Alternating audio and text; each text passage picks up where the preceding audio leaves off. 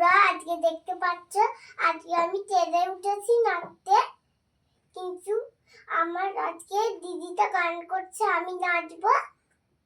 কিন্তু আমাকে একটা স্যালাইন দিবে বলছিল দিদিটা। সেই দিদিটা বলছে এরকম করে নাচতে হবে, তবে গিফটটা দিতে হবে।